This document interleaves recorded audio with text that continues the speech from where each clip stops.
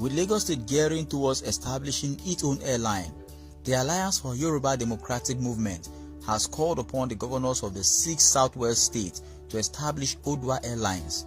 The concerned state involves Lagos, Ogun, Oyo, Ondo, Ekiti, and Osun states. The group noted that the airline must be dedicated to both local and international routes, citing its high potentials for success. The group also emphasized the viability of the initiative, stating that it would complement existing private endeavors, leading to reduced air travel costs, job creation, and advancement in tourism and agriculture within the region and Nigeria at large.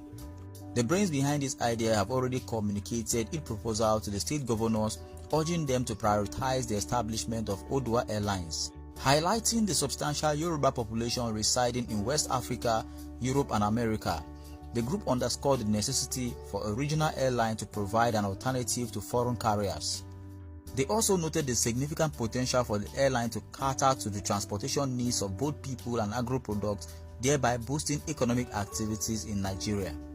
Whilst acknowledging the commendable efforts of APCEO, the group stressed that most stakeholders must invest in the aviation sector.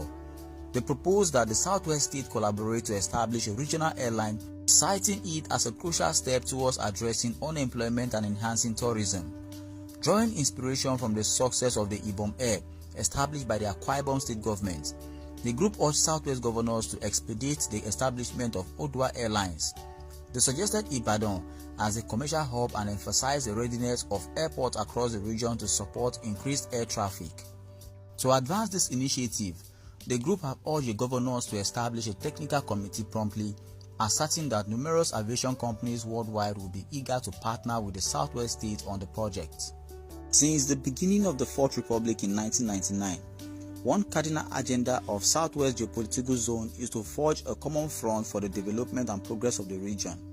This is besides the persistent clamor for restructuring of the nation's governance system, which the Yorubas have always championed over the years. The two major socio-political and cultural organizations that have been at the forefront of the agenda are the Afenifere and Afenifere Renewal Group, but these have been projected under a coordinated body of professionals and experts known as the Development Agenda for Western Nigeria, popularly known as Down Commission. On several occasions, governors of the 6 states of the region have had cause to gather in Oyo, Lagos, and Ondo states with eagerness to put back on track the lost development drive of the region through what they termed Regional Integration Cooperation. Recall that in 2012, the 6 governors of the zone gathered in Lagos to examine what went wrong with the region, with a view to restoring its opportunities and potentials. At the time, the former governor of Oyo State then expressed concern as to why the Southwest could not reinvent itself to repeat its previous achievements and strides in areas of economy, education, and commerce. It was then resolved that if the Western region was a pace-setter in infrastructure, quality of human capital, and the likes, it could recreate the noble pedigree, especially now and for the benefit of the upcoming generation.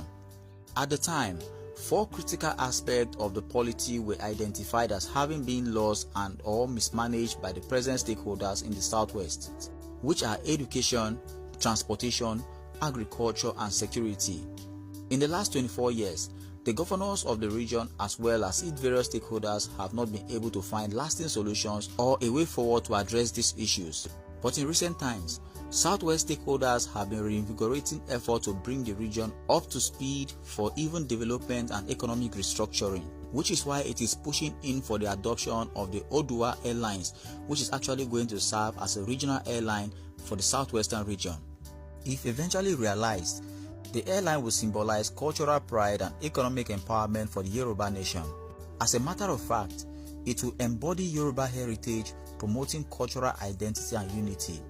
Another importance of the airline will be that it could create jobs, stimulate local economies, and connect Yoruba in diaspora. The Oodua Airways will also facilitate international travel, fostering global relationships and trade.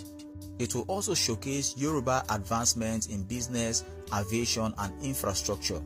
Going further, the airline will promote Yoruba cultural sites, festivals, and traditions, attracting tourists. It will also unite Yoruba people worldwide, fostering solidarity and shared identity.